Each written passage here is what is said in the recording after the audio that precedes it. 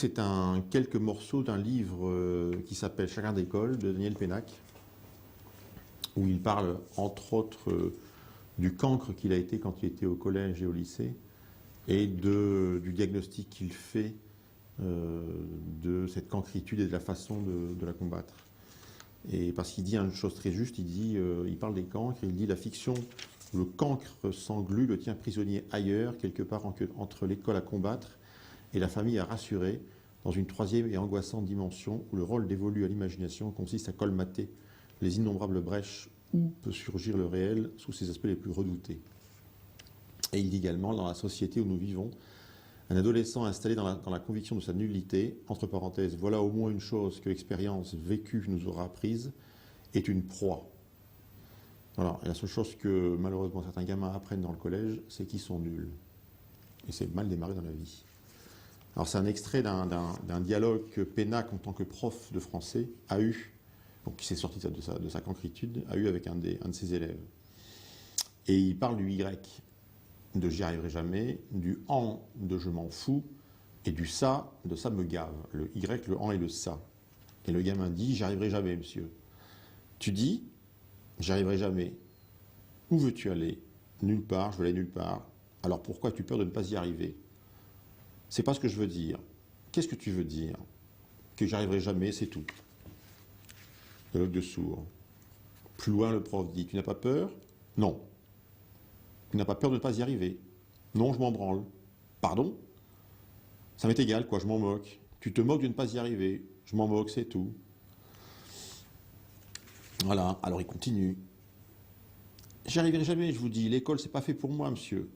Alors, entre parenthèses, Pénac dit débat national, mon petit gars, et bientôt séculaire. Savoir si l'école est faite pour toi ou toi pour l'école, tu n'imagines pas comment on s'écrit à ce propos dans l'Olympe éducatif. Fin de la parenthèse.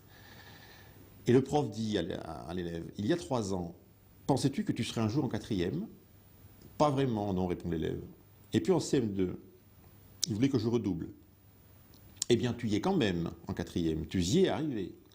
À l'ancienneté peut-être, en piètre état, je te l'accorde, de plus ou moins bon gré, ça te regarde, à plus ou moins juste titre, ça se discute en haut lieu, mais tu y es quand même arrivé, le fait est là, et nous, tous, avec toi, et maintenant que nous y sommes, nous allons y passer l'année, y travailler, en profiter pour résoudre quelques problèmes, à commencer par le plus urgent de tous, cette peur de ne pas y arriver, cette tentation de t'en foutre, cette manie de tout fourrer dans le même tout.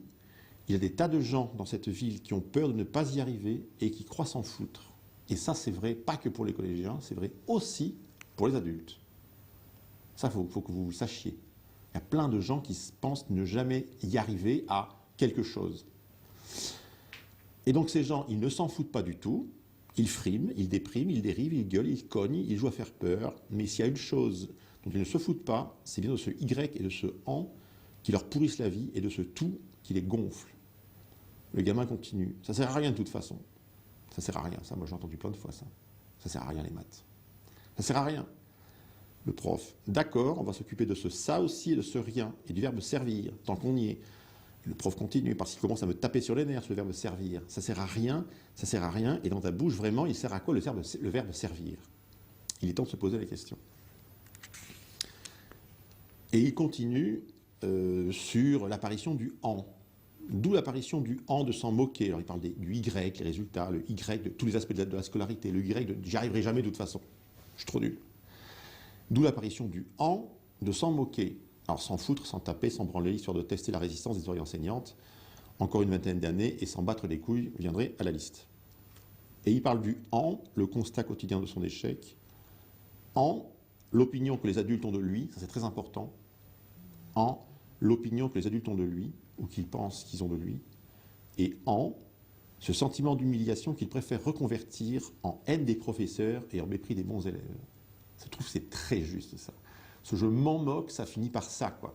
Il a l'impression d'être humilié, il se sent seul le gamin, il n'est pas valorisé, et il transforme ça en rejet du système, en haine des professeurs et en rejet des intellos premiers de la classe.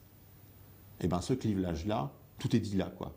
Ce clivage-là, c'est un peu ça le cœur de métier de Clic et Clac. C'est justement ça, de déculpabiliser le premier de la classe en leur disant ben, c'est très bien le premier de la classe, et déculpabiliser les derniers de la classe, en disant ben, ok, on va trouver autre chose, quoi.